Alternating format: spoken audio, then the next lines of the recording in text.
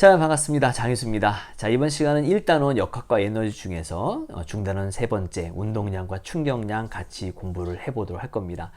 먼저 운동량, 충격량은 매년 한 문제씩 꼬박꼬박 출제되는 그런 아주 중요한 단원이니까 잘 좀 정리해 두고요. 그 중에 첫 번째, 이번 시간에는 운동량과 충격량이 무엇인지, 또 운동량과 충격량은 어떤 관계가 있는지 그들에 대해서 함께 알아보려고 합니다. 그런데 쌤이 패드로 찍다 보니까 쌤 목소리가 조금 작게 볼륨이 들어가 있어서 여러분 바로 이제 강의 시작할 건데 좀 볼륨을 크게 해서 들었으면 좋겠습니다. 자, 그러면 강의에서 만나도록 하겠습니다. 자, 먼저 운동량부터 알아보도록 하겠습니다. 운동하는 물체가 가지고 있는 운동의 세기라고 그냥 정의가 나와 있는데요. 운동의 양이다, 이렇게 우리가 생각을 해주면 되겠죠. 자, 중요한 건 이제 공식인데요. 공식 여러분 잘 기억해 둬야 합니다. 운동량을 공식으로는 P라고 쓰고요. 질량 M에다가 속도 V를 곱합니다. 자, 이때 중요한 거, 이 V는 속도라는 거예요. 속력과 속도는 다르죠? 뭐가 다를까요? 바로 속도에는 방향이 들어있어요. 그래서 운동량은 굉장히 중요한 것이냐, 방향이 상당히 중요하게 다뤄집니다. 단위는 질량 단위 킬로그램과 속도 단위 미터 퍼 세크를 써서 읽을 때 킬로그램 미터 퍼 세크라고 읽어주면 됩니다. 이 공식은 매우 중요한 공식이니까 여러분 잘 기억해 두기 바랍니다. 자, 운동량은 방향이 핵심으로 되어 있어서 우리가 아까 얘기한 것처럼 만약에 이제 오른쪽으로 운동하는 그 물체의 운동량을 이렇게 P라고 써주면 왼쪽으로 운동하는 운동량은요 마이너스 P라고 해서 이 마이너스를 꼭 붙여줘야만 합니다. 방향은 반대 방향일 때 마이너스 붙이는 거 잊지 마시고 잘 정리해 두도록 하고요. 첫 번째 운동량입니다. 자, 두 번째 충격량입니다. 충격량은 뭐 물체가 뭐 충돌 같은 거 할 때 받는 충격의 양을 말하겠지. 그래서 정의 물체가 받는 충격의 세기를 말하고요. 이때 또 공식이 나오는데 공식도 매우 중요합니다. 자, 공식 충격량은 영어로 impulse라고 해서 이렇게 I라고 쓰고요. 물체가 받은 힘과 그 힘이 작용한 시간이라고 해서 그냥 시간을 보통 우리가 T라고 쓰는데 델타 T, 어떤 시간 간격, 어떤 힘이 물체에 작용하게 되면 그 힘이 작용한 시간이 살짝이라도 있을 거 아니에요, 그죠? 그래서 이렇게 델타 T라고 씁니다. 이 공식도 굉장히 중요한 공식이니까 잘 외워두기 바랍니다. 우리말로 외우는 것보다는 지금처럼 이렇게 영어 표현으로 물리 기호로 표현하는 방식들 잘 이해해 두도록 하고요. 자, 단위는요 F, 힘의 단위니까 힘의 단위 뉴턴, 그 다음에 시간 단위는 세크 해서 뉴턴 세크라고 불러요. 이렇게 뉴턴 세크라고만 놓으면 위에 있는 요 킬로그램 미터 퍼 세크랑 달라 보여요, 그죠? 같아 보이지 않죠? 하지만 여러분 뉴턴이라는 게 뭡니까? 뉴턴이 힘의 단위고 저 뉴턴은 킬로그램 미터 퍼 세크 제곱을 줄여서 뉴턴으로 쓴 건데 거기에 세크가 한번 더 곱해진단 말이에요. 그러면 세크하고 세크가 지워지면 남는 게 뭐만 남냐면 킬로그램 미터 퍼 세크 이렇게 남습니다. 여러분 이 단위하고 이 단위가 어때요? 같죠? 그래서 어떤 친구들은 단위가 똑같으니까 운동량과 충격량은 같은 거구나 라고 생각하는데 그건 아니야. 사과도 한 개, 두 개, 배도 한 개, 두 개. 그럼 단위가 똑같으면 이거랑 이거랑 같은 건가요? 그렇지 않단 말이에요. 그죠? 그런 의미예요. 그러니까 단위가 똑같다고 해서 이 앞에 있는 운동량과 그 다음에 이 충격량이 같은 것은 아니다. 그럼 둘은 어떤 관계가 있냐? 그 운동량과 충격량의 관계를 지금부터 한번 설명을 해보도록 하겠습니다. 자, 운동량과 충격량의 관계를 알려면 이제 공식을 조금 자유롭게 이해를 해야 하니까 위에서 배운 공식들 잘 한번 따져보면서 쌤과 같이 쭉쭉 유도 관계까지 설명해 보도록 하겠습니다. 자, 먼저 충격량 임펄스로 갈까요? 힘에다가 그 힘이 작용한 시간을 곱한다라고 얘기했습니다. 근데 힘은 F니까 F는 ma. 그래서 이렇게 쓸 수가 있겠죠? 그리고 a라고 하는 것은 어떤 시간 동안의 속도의 변화를 말합니다. 이렇게. 그러면 여기 보면 델타 t하고 델타 t가 지워지는 거 볼 수 있고요. 남는 게 m에다가 델타 v예요. 여러분 델타 v라고 하는 것은 나중 속도에서 처음 속도를 빼는 거잖아.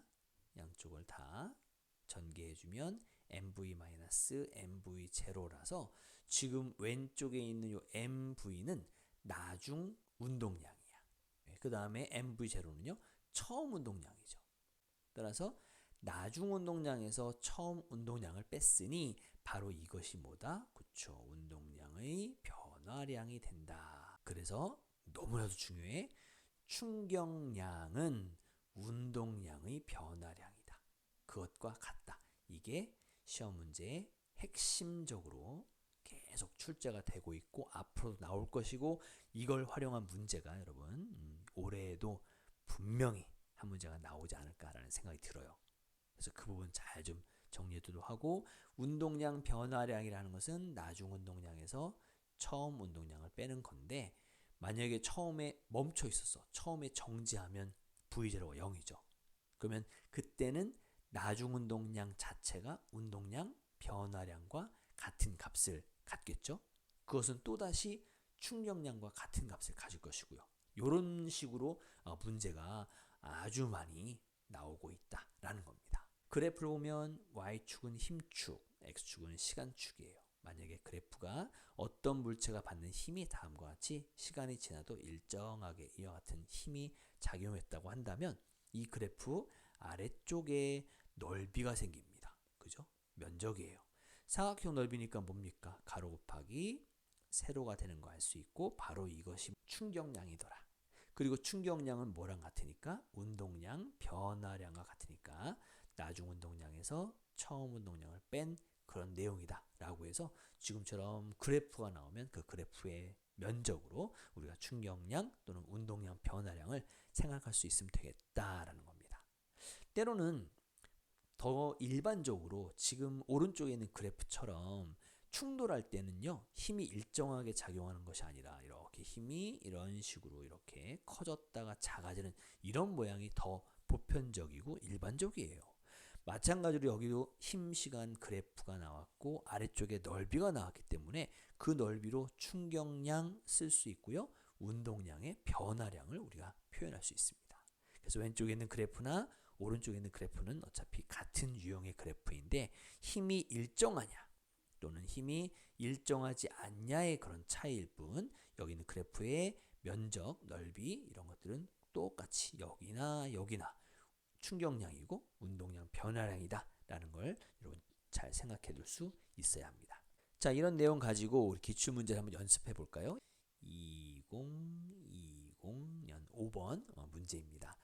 자, 20m/s의 속력으로 직선 운동하던 이게 뭐예요? 처음 속력이란 얘기죠. V0라고 쓸게요. 그럼 물체가 어떤 질량 200g의 공을 그럼 요게 지금 질량 M일 것이고 그 다음에 배트로 쳐서 반대 방향으로 30m/s의 속력으로 날려보냈다. 여러분 요게 뭡니까? 나중 속력 V가 되겠죠? 이런 식으로 쓴다. 자, 이 공이 배트로부터 받은 충격량 크기 얼마냐라고 했습니다.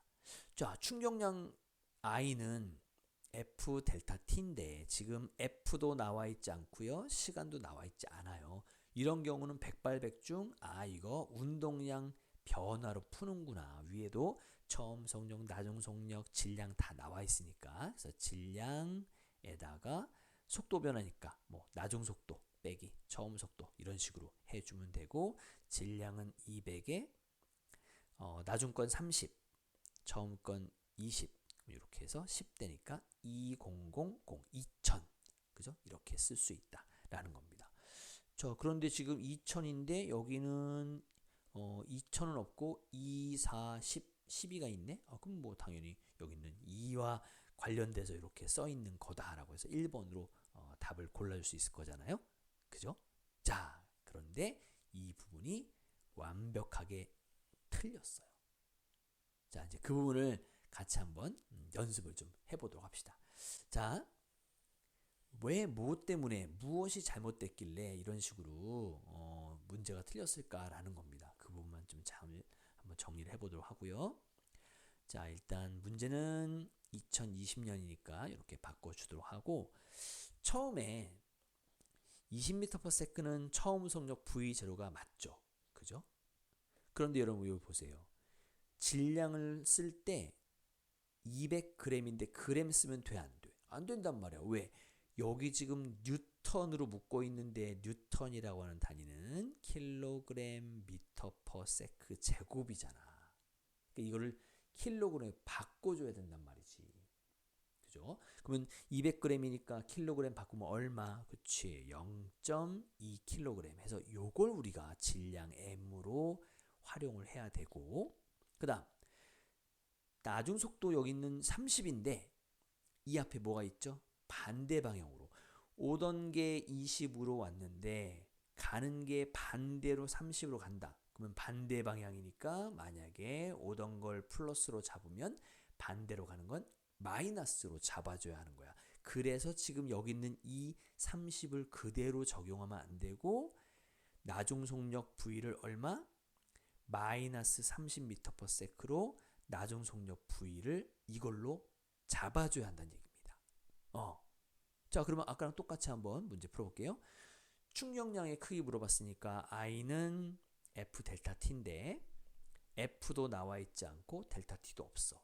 그럼 이거 운동량 변화량으로 푸는 거구나. 따라서 운동량 변화량은 나중 운동량에서 처음 운동량을 빼는 건데 지금 M이 묶이니까 M으로 묶어서 V-V0 이렇게 한번 써보자는 얘기예요. 그러면 M에다 얼마 씁니까? 그렇죠. 0.2를 써야죠. V는요. 마이너스 30을 씁니다. 그리고 빼기 처음 건요. 20 이렇게 된다는 뜻이야. 그럼 여기가 얼마 나옵니까? 여기가 마이너스 50이 나와요. 마이너스 50에 0.1을 곱하면 당연히 마이너스 10이 나오게 되죠. 근데 지금은 크기만 따지라고 했으니까 여기 있는 마이너스 4를 제거하면 되고 얼마? 10 뉴턴 세크라고 하는 3번을 정답으로 고를 수 있다라는 겁니다. 그래서 아까 선생님이 안내해드린 것처럼 운동량, 충격량 이 파트에서는 방향이 정말 중요해.